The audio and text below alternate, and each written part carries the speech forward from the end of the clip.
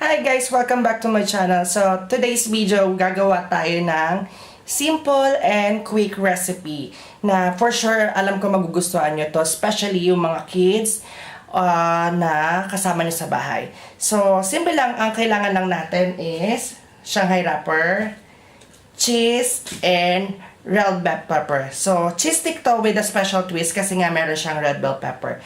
So, simulan natin! Yan, so kapag, kuha ka ng slice na ito, tapos fold mo lang siya konti. And then, kuha ka ng cheese. Mag-slice ka ng cheese. Naubos na pala yung cheese ko. And then, lagay mo dito yung cheese and red bell pepper. Combine mo lang sila. Tapos, i-roll together mo. Pagka-roll mo, basain mo yung dalawang side nung Shanghai wrapper. Then, i-fold mo siya. Fold mo. Ayan. Tapos, basain mo ulit. And then, i-roll mo together. Ayan. Tapos, i-seal mo lang siya ng water para hindi siya bumuka. Ayan, that's it. Tapos, continuous lang yan hanggang sa makabuo ka ng ganito. Ayan. So, kapag meron ka ng ganyan, pwede mo na yung i-fried. So, yan. Tapos, yung the rest ng mga recipe mo or mga ingredients mo, pwede mo naman yan i-keep sa susunod. Lagay mo na lang sa rep and then you can do it the same process. Watch mo na lang ulit tong video.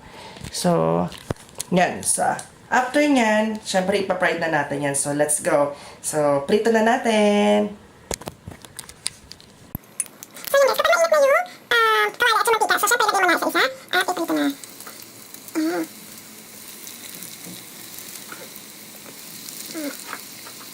Ito na lang siya hanggang mag-golden brown siya. Makikita nyo naman guys kapag luto na. So, madali lang siya. So, yan. Check nyo lang. Yan. Tapos, baliktad nyo lang siya. Para hindi natin.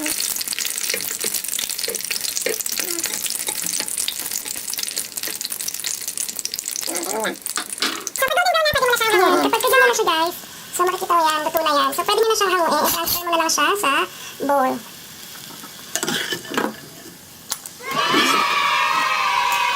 So yan, transfer mo sa bowl and then after. Hi guys, so that's it. Sana ay nagustuhan nyo at may natutunan kayo sa ating short and quick recipe na cheese stick with a twist.